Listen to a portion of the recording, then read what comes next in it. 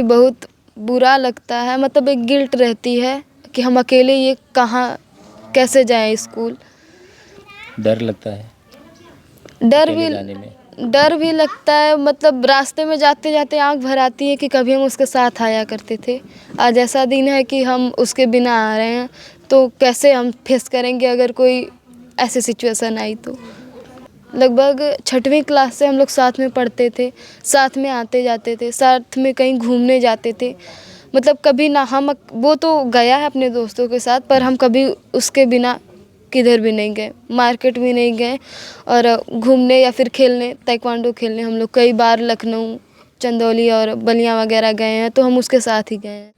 नमस्कार दोस्तों, आज हम अनुराग के घर पर आए हुए हैं और अनुराग तो हालांकि अब इस दुनिया में नहीं है, लेकिन अनुराग की बहन आज हमारे साथ आराधना है, जो अनुराग के साथ रात दिन साथ में रहती थी, एक दोस्त की तरह साथ में रहते थे। क्या इनकी दिनचर्या थी, किस तरीके से दोनों साथ में स्कूल आते जाते थे, परिवार में कैसे रहते थे, सब कुछ आराधना से जानेंगे। आराधना हमारे साथ मौजूद है। आराधना, आप अनुराग की बहन हो, छोटी थी या आप अनुराग आपसे बड़ा? छोटा। जी, अनुराग हमसे 2 साल का बड़ा था, हम उससे छोटे हैं। छोटी थी आप। तो कैसी आप लोगों में वो दोस्ती थी कि आप बताती थी कि अनुराग मेरा भाई नहीं, मेरा दोस्त था? क्या दिनचर्या थी आप लोगों की, किस तरीके से? हम लोग बचपन से साथ रहे हैं। लगभग 6वीं क्लास से हम लोग साथ में पढ़ते थे, साथ में आते जाते थे, साथ में कहीं घूमने जाते थे। मतलब कभी ना वो तो गया है अपने दोस्तों के साथ, पर हम कभी उसके बिना किधर भी नहीं गए, मार्केट भी नहीं गए। और घूमने या फिर खेलने, ताइक्वांडो खेलने हम लोग कई बार लखनऊ, चंदौली और बलिया वगैरह गए हैं, तो हम उसके साथ ही गए हैं।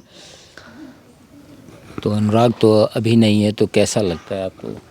जी, बहुत बुरा लगता है, मतलब एक गिल्ट रहती है कि हम अकेले ये कहाँ कैसे जाएं स्कूल। डर लगता है डर अकेले भी जाने में। डर भी लगता है, मतलब रास्ते में जाते जाते आंख भर आती है कि कभी हम उसके साथ आया करते थे। आज ऐसा दिन है कि हम उसके बिना आ रहे हैं, तो कैसे हम फेस करेंगे अगर कोई ऐसी सिचुएशन आई तो। आँखों में आंसू आ रहे हैं आराधना आपके। सर, बात ही ऐसी है कि उस चीज़ को बर्दाश्त करना बहुत बड़ी बात है। अच्छा, अनुराग एक बेहतरीन खिलाड़ी माना जाता था ताइक्वांडो का, और आप कहीं ना कहीं उसके साथ जुड़ी थी, तो उससे तो आपको कुछ सीखने को मिलता ही रहा होगा।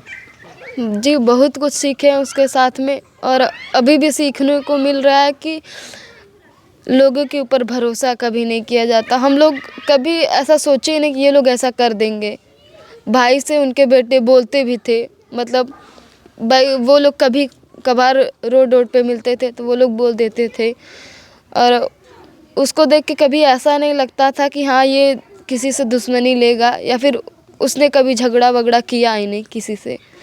हमेशा मैं उसके साथ रहती थी, यहाँ स्कूल भी और किधर खेलने गए उधर भी, पर अभी कभी ऐसा हुआ नहीं कि वो किसी से झगड़ा करे, मार करे, या फिर उसके बारे में फ़ोन पे बात करे कि अपनी गैंग में कि ऐसे आओ उसको मार देंगे, ऐसा कुछ भी नहीं। तो ताइक्वांडो क्यों, क्या उसका शौक कैसे ताइक्वांडो का बना खेलने के लिए? क्योंकि खेल तो बहुत सारे थे, लेकिन ताइक्वांडो क्यों चुना, कुछ बताया था उसने आपको? जी, हमारे फादर ताइक्वांडो प्लेयर थे, तो फादर चाहते थे कि हम लोग भी मतलब सेल्फ डिफेंस के लिए सीखें।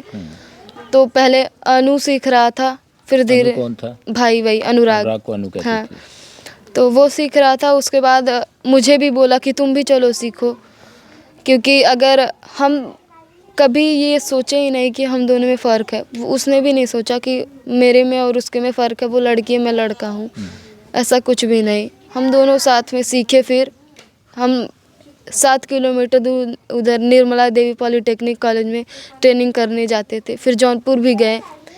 तो ऐसा कभी लगा ही नहीं कि हम दोनों भाई बहन हैं, ऐसा लगा हम दोनों दोस्त हैं एक। अच्छा, साथ में ही जाना आना, सब साथ में जाना आना, सारी बातें शेयर करना, स्कूल की बातें। एक थाली में खाते भी थे, सुने हम। जी, एक थाली में हम लोग खाते थे। मैं उसका खाना छीन के खा जाती थी, पर अपने में से उसको दिए नहीं कि हाँ तुम भी ले लो। हम हमेशा जिद किया करते थे उसी की चीज़ के लिए कि हमें यही चाहिए। तो आज अनुराग तो है नहीं, फिर अकेले जब खाने बैठती होगी तो आंखों में तो आंसू आ ही जाते होंगे। जी बिल्कुल, हम लोग जी कैसे रहें ये तो हम ही समझ सकते हैं। एकदम जैसे हमारा जोड़ा ही टूट गया कि अब कैसे रहेंगे। एक कायरता उत्पन्न होती है कि अब कैसे फेस करें चीज़ों को। आगे का क्या प्लान है आपका? क्योंकि अनुराग ताइक्वांडो सीखता था, उसका सपना था, तो पूरा तो करना ही चाहिए। जी सपना तो था, पर अब हिम्मत नहीं है उतनी कि हम स्टेडियम में जाए ताइक्वांडो सीखें। हम फेस ही नहीं कर पाएंगे इस चीज़ को। मतलब मन एकदम से टूट चुका है, अब नहीं करना है, खेलना नहीं, मतलब कोई कहता भी है तो जैसे मोटिवेशन नहीं मिलती, ऐसा लगता है कि बेकार की चीज़ें हैं ये सब। क्या मिला जब कभी ऐसी घटना होगी तो डिफेंस ही नहीं कर पाया, बचा ही नहीं पाया, तो क्या फ़ायदा है ब्लैक बेल्ट होने का मेरे। पिता अब क्या चाहते हैं आपके? जी हमारे फादर ने कभी हम लोगों के ऊपर वो भी फोर्स ताइक्वांडो नहीं खिलाड़ी किया। थे, अब क्या कहते हैं पिता? जी उन्होंने यही बोला है कि जो तुम्हारा मन करे या फिर जो आपकी इच्छा हो। कभी उन्होंने ये प्रेशर नहीं डाला कि हमें इतने मार्क्स चाहिए इस चीज़ में या फिर हमें मेडल ही चाहिए। उन्होंने ये बोला है कि तुम खेलो, अच्छा खेलो, अपने हिसाब से अच्छा प्रदर्शन दो। ये नहीं कि हाँ मुझे इतना चाहिए। माँ कभी हम लोग पढ़ाई का किसी चीज़ का फोर्स नहीं है कि हाँ तुम पढ़ो या फिर तुम खेलो ही। तो वो जो हमारा मन करेगा, फादर भी उसी में खुश हैं। अच्छा, अनुराग इकलौता था भाइयों में, आप तो 5 बहनें थी और अनुराग था इकलौता, तो क्या मम्मी पापा ने कभी आप में या अनुराग में कोई फ़र्क नहीं? क्योंकि अमूमन ये होता है कि जैसे अगर लड़का है तो उसको ज़्यादा लोग मानते हैं और लड़कियों को थोड़ा कम, तो ऐसा कुछ? सच कहे तो शायद अनुराग से ज़्यादा प्यार मुझे मिला है। अच्छा, 5 बहनें थी। 5 बहनें थे, सबसे छोटे हैं मैं। तो हमारी मम्मी भी कोई भी चीज़ आती थी तो हमारे लिए बचा के रखती थी। अनु को थोड़ा सा देती थी पर मुझे ढेर सारा देती थी कि ये रोए ना, ऐसा। अन्नू नाम लिया गया था, अन्नू नाम रखा कौन था, आप लोग रखी थे या पापा? नहीं, मैं ही। सब बुलाता था? नहीं, बस हम ही बुलाते थे। अच्छा, सिर्फ आप बुलाते थे क्योंकि वो आपका दोस्त था। जी। तो पर अब तो मम्मी का क्या इसमें वो है? मान लीजिए जैसे पापा तो रोते ही रहते हैं हरदम जब देखते हैं, तो मम्मी पापा को कुछ समझाती नहीं, बताती नहीं कि? मम्मी तो शायद एक माँ बेटे के लिए जो प्यार होता है उसका पिता से बढ़कर होता है। वो जननी है तो वो कैसे सह रही हैं वही बता सकती हैं। अपनी माँ को कभी मुस्कुराते हुए देखते हैं तो ऐसा लगता है बस यही तो चाहिए, रोए ना कभी। अच्छा स्वाति, अब क्या करोगे फिर? आगे का क्या, कैरियर का क्या प्लान है? क्योंकि अब जो है सब आप ही लोग के ऊपर निर्भर है, माँ बाप सब। जी देखा जाएगा। कोई ताइक्वांडो तो आपने छोड़ ही दिया। ताइक्वांडो तो नहीं ही खेलेंगे।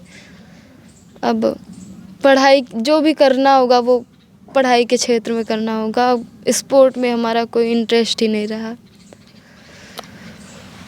ठीक है, आपका बहुत बहुत धन्यवाद।